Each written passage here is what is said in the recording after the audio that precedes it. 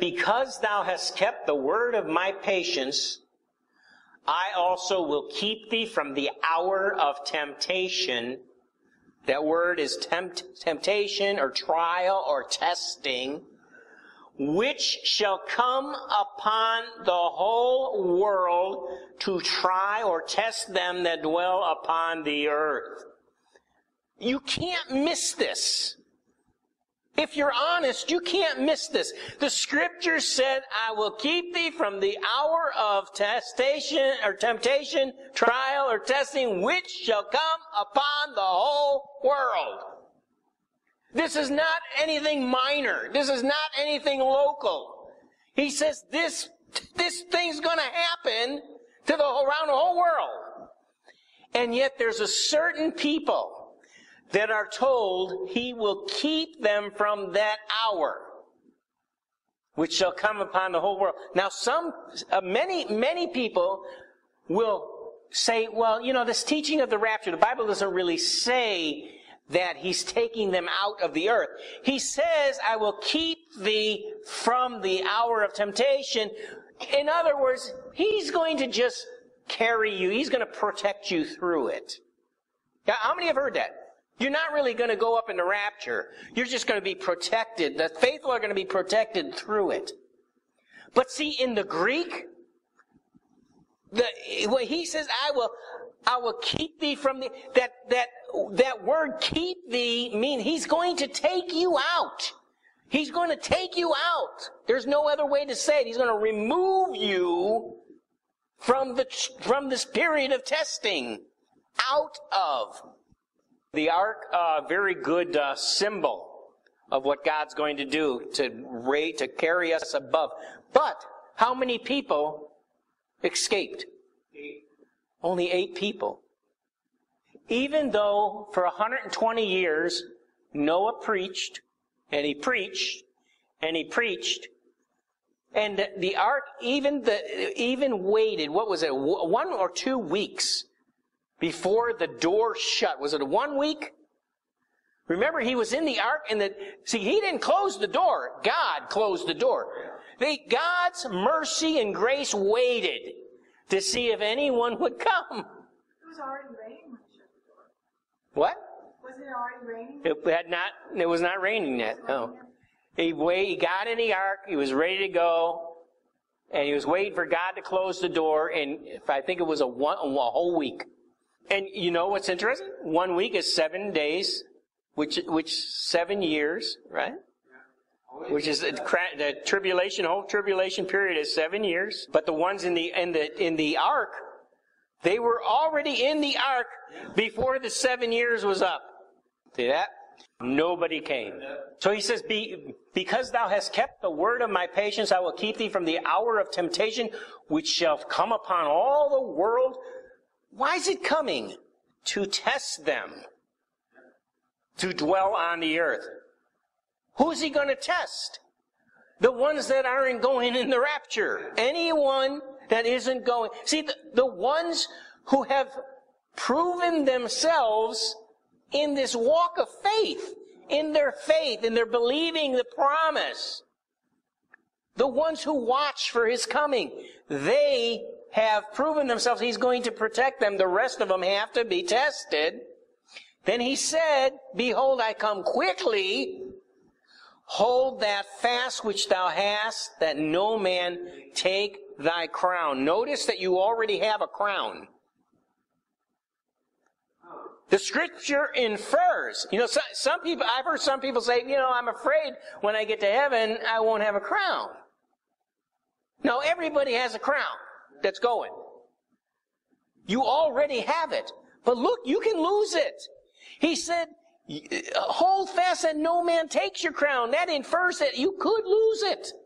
Revelation chapter 3:12. Him that overcometh will I make a pillar in the temple of my God. He shall go no more out. How many have heard when we go to heaven, we're going to be with Jesus forever? That's a good deal, right? When Jesus comes back, we're coming back with him. Wherever he goes, we go with him. He said, I'm going to make him a pillar in the temple of my God, he shall go no more out. I will write upon, I love this part, I will write upon him the name of my God and the name of the city of my God, which is the New Jerusalem, which comes down out of heaven from my God, and I will write upon him my new name. The teaching of the prophecy and Revelation in the end times talks about the Antichrist putting his seal, his mark, his name upon their heads. And look at what Christ says here. He says, I will write upon him the name of my God and the name of the city. That city is a literal city. It says that city is going to come down out of heaven from my God. And then he's going to put his own new name, and we don't even know what that is. He writes across your head the name of God, the name of the city, New Jerusalem, and his own new name right up on your forehead. He who has an ear, let him hear what the Spirit says to the churches. Another thing that happened, which during this time is kind of interesting, because if you think about the whole scenario of the end times, you think about what's going on, the Federal Reserve. Federal Reserve, now I don't pretend to know a lot of things about the Federal Reserve, but I think it's very interesting that this happened right there at the same time as World War I. It makes me, I've heard a lot of conspiracy theory type thing. It makes me think maybe World War I was staged to make sure that this Federal Reserve System was going to go into effect.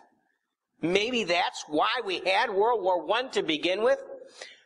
But let me just give you a couple thoughts about the Federal Reserve. Before the Federal Reserve, we had money. And the money was backed by gold. And we went away from the gold standard with the Federal Reserve System. And ever since this law went into effect, anyway, since 1913, our currency, the dollar bill, has lost about 96% of its value. Is that something? Yeah. We owe, what is it, almost $20 trillion in debt? That could never have happened if we would have stayed on the gold standard. But here's what the Federal Reserve does. The Federal Reserve System, number one, it's not a government system. It's privately owned by the bankers of the world. Everybody in the country thinks it's part of the government, but it's not. It's represented by the wealthiest, a handful of the wealthiest people, the banking system, wealthiest people worldwide. They control our Federal Reserve. They control our currency. And they got Congress to agree to give them the power to create money out of thin air. Before, there had to be gold backing the dollar. Well, why did the politicians agree to do this? Because politicians want money. They can either get it from taxes, or they can get it from a loan from the Federal Reserve. The Federal Reserve doesn't have any money. They just print it. Those $20 trillion that we owe now, some of the debt is owned by like China and other Japan and other countries. But the most part of it is just invented. Let's say the President of the United States knows he can't get through Congress, he can't get this tax money. So he signs an executive order to do something, goes to the Federal Reserve and says, I need $2 trillion. He actually has the authority to get it without Congress. Which, again, we live under a pack of lies because we think Congress has to approve everything, but they don't. The reason the bankers like it, you can see why politicians like it, right? Oh, by the way, we say in this country that the president has the authority to appoint the Federal Reserve leader, or the chief, right? But in reality, the president is being told by the ones who economically control the world and control the feds. The president is told who to appoint. In some cases, the president is just a puppet. The true people are the ones with all the money who rule the world financially, the world economics.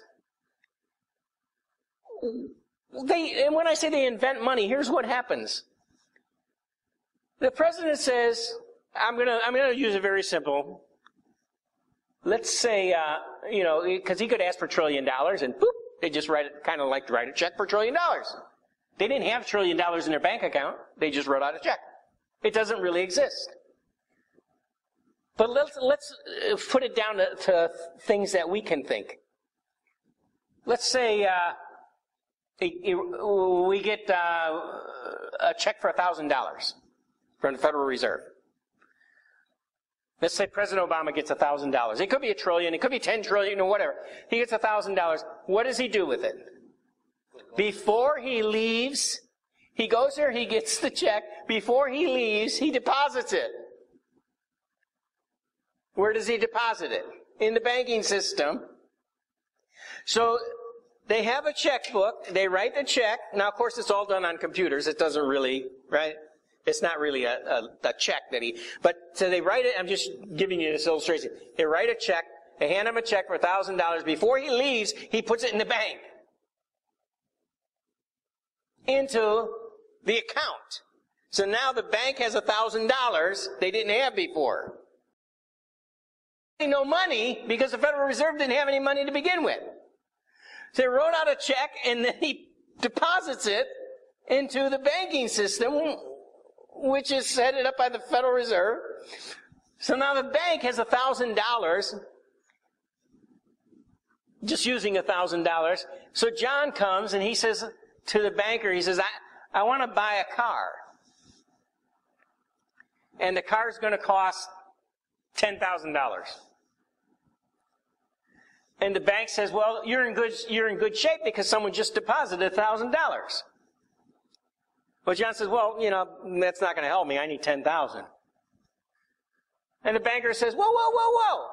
He says, if somebody deposits $1,000, by law, we're allowed to lend out 10 times that amount. Approximately. It changes by legislation. In fact, Bernanke, he wanted to change it so there was no limit at all. But the banking system, approximately, it's like a 10-to-1, approximately. It, like I said, it fluctuates. So somebody deposits $1,000 in a bank. Now, a bank can loan $10,000. Where's the $10,000? It doesn't exist. The $1,000 exists only on paper, and that was printed invisibly by the Federal Reserve, who doesn't have any money. The whole thing is a scam. And that's why the country's in such trouble going forward into the future, because the rest of the world has wised up that it's all a scam. In fact, I read something the other day about Germany. Germany is, of course, they're leaders in Europe, right? They want to do away with actual currency. They want everything to be done by computer transfer. They want a complete cashless society in Germany. And the reason is because as long as you have money, you can go to the bank and you can take it out. And you could put it under your mattress. You might not put it back in the system. They don't like you taking money out of the system, because when you put it into the system, remember, the $1,000 is now $10,000. You take out your $1,000, they can't loan $10,000. So Germany doesn't want you to be able to remove the money from the system. And this is just the first card that's going to fall. It'll be all of Europe. Our country is going to be doing that as well. eventually they're going to want you to have a cashless society. Then they can make all these rules, and they can do whatever the magic that they want to do. And it's not even the president and the senator and the congressman. And like I said, I'm not I don't have all the answers on this. I'm just saying I have a little knowledge of the way this thing works. And the whole thing is, it's like a Ponzi scheme. How many have heard Social Security is a Ponzi scheme? They say eventually there won't be any Social Security. Now I'm hoping there's enough for me. Frankly, I don't care about anyone else now, you know. But I hear my children won't get it. And you know, if you're younger, do you want to support these old people? You don't. Yeah. But we were told that there was something there for us. The younger generation is being told, not only are you going to support these people, there's not going to be anything for you. Well, they will come up with an answer. And the answer will probably have to do with a cashless society. And then they'll be able to have more control over the system. And whoever thought of this ingenuity and this genius of this world economic system in the first place, whoever thought of all this, there was a whole group of people that were, where they call that Jekyll Island or something, where they first met. These rich people owned an island, a resort island, and that's where they met. It was all hush hush, undercover. They denied everything.